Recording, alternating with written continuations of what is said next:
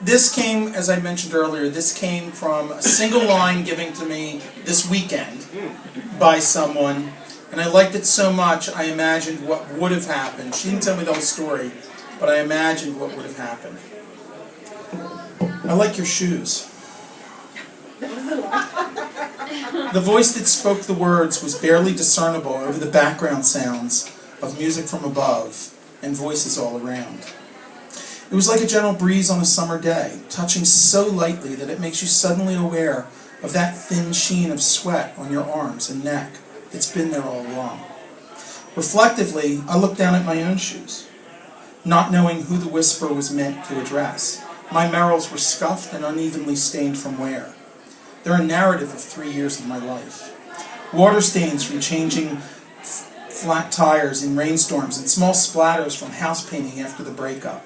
Blotches from food dropped at parties as well-meaning friends introduced me to women with whom I had nothing in common. And green grass stains from long walks through the freshly mowed fields of a nearby park. These were certainly not the shoes that anyone else would appreciate. I looked up to find the source of the voice and then, maybe, locate the shoes so admired.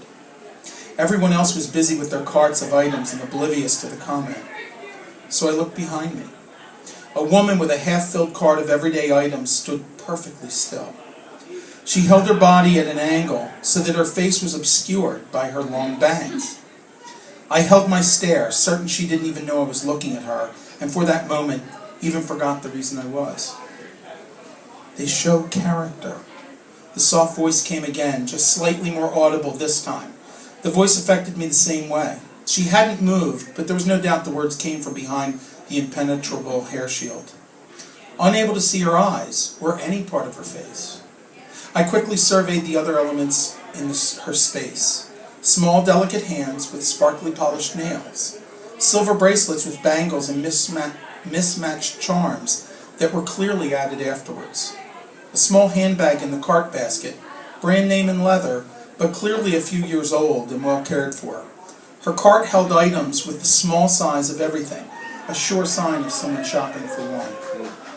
Thank you, I replied softly, not wanting to invade her space.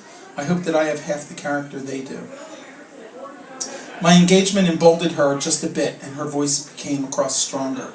A man's shoes tell you about the one who wears them, whether he values appearance over comfort, how he takes care of his things that support him, commitment, vision, whether he throws things away at the first sign of wear. But anyone can see that without the shoes if they look closely enough. She lifted her open hand to her forehead and pushed her long hair back to reveal piercing blue eyes that sparkled. I felt suddenly transparent and desperately wished I had combed my hair, ironed my shirt, and lost 20 pounds before leaving the house. Now I was the one who looked down, unable to meet her stare.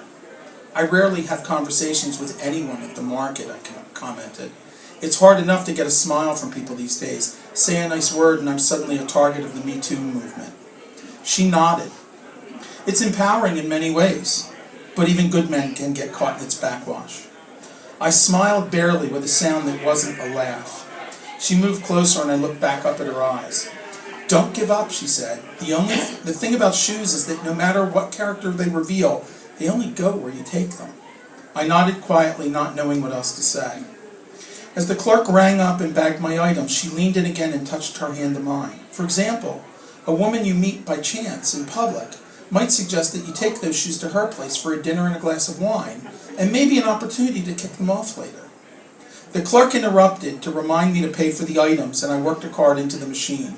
I turned back to her to say something, but she was looking the other direction, emptying the last of her items onto the conveyor belt. I rolled my cart out of the market, glancing back once. Our eyes met briefly. I thought about the contradiction of her shyness and direct comments as I moved the grocery bags to the car.